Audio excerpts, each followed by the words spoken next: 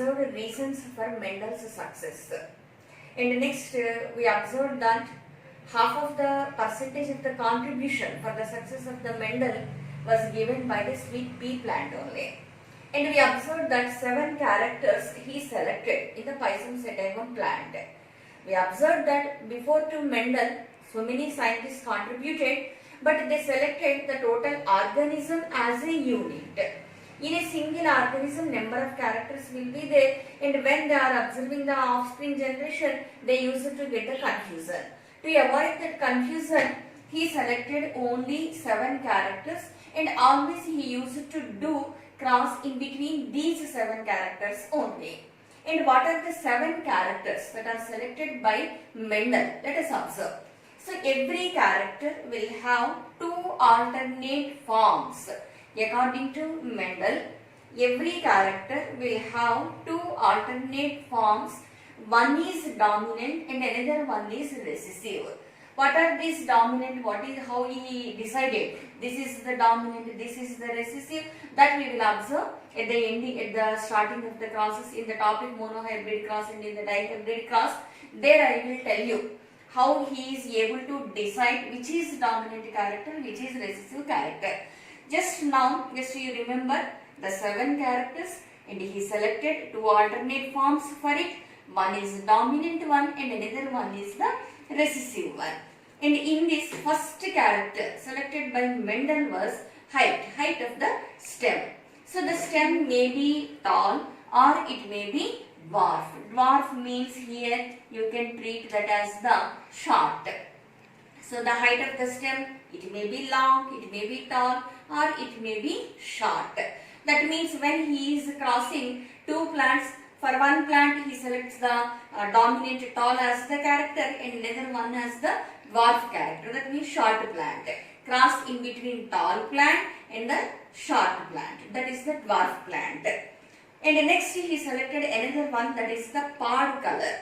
Pod means here the fruit. You can remember the beans. Daily we will use the vegetable, that is the bean. So that also you can remember. So the beans will be in green color and another that was rotten, like that is ripened. Those will be in the yellow color. So the pod color, that is the fruit, that is the green color. That is next form is the yellow color.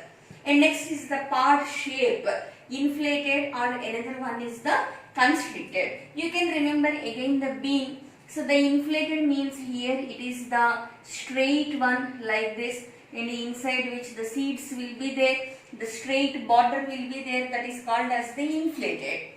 And next is the constricted, where you can observe like this, the wavy nature will be there for the pod. So it is called as the constricted. So the pod shape, the dominant is the inflated and the recessive is the constricted. It is the 2 forms. And next is the seed color. So you can remember the peas, where you will purchase in the train, the journeys, in the trains or in the buses. So that those we will use consume. So here the yellow peas are there, that your mother will use in the fried rice or in the biryanis, that is in the green color. So the peas are in two forms. One is the yellow one and another one is the green one. And next is the seed shape. You remember the peas, the shape, that may be in the round shape, and another one is the ringed like this. And another one is the flower color of the flower. So that may be purple or the indigo color or a pale blue in color. And another color is the white color. So the character is the flower color. It will have 2 forms. One is the purple and another one is the white. And next is the position of the flower. So here position of the flower, it may be axial. So axial means in between 2 branches. Here it is the axis. If the flower is here, then that is called as the axial. Or it may be terminal. If at the tip of the stem the flower is there, then it is called as the terminal flower. So these are the 7 alternative characters. 7 characters selected by Mendel, which are having 2 alternative forms. So by selecting these 7 characters, what Mendel has done? So Mendel went for the hybridization. When Mendel went for the hybridization, and he has done 2 crosses by taking these plants characters. One is the monohybrid cross and another one is the dihybrid cross. One is the monohybrid cross and another one is the dihybrid cross.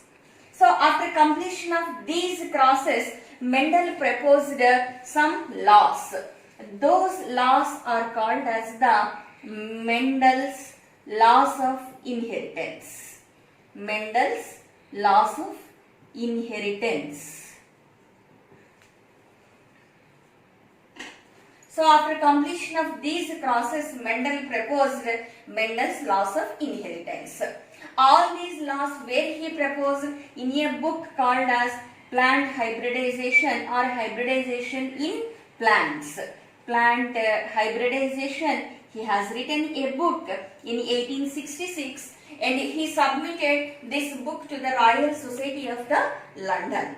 But unfortunately what happened, he died in 1884 and until 1900 we are unaware of the Mendel's laws. We don't know about the Mendel's laws up to 1900. He proposed these laws in 1866. He proposed these laws in 1866, but up to 1900 we don't know about the Mendel's principles. So later on 3 scientists, Correns, Schermark and Hugo de Vries. Correns, Schermark and de Vries, these 3 European scientists in 3 different countries, they rediscovered Mendel's principles.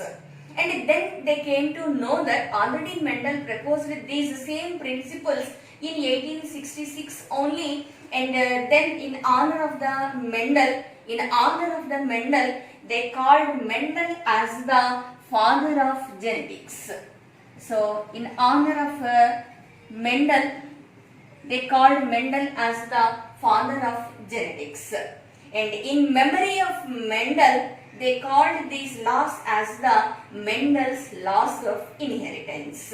So in next video we are going to discuss in detail about the monohybrid cross, dihybrid cross, how he is able to decide this is the dominant form and this is the recessive form, and what are his principles, what are his laws of inheritance, what are his principles, and how he laid a foundation stone for the modern genetics.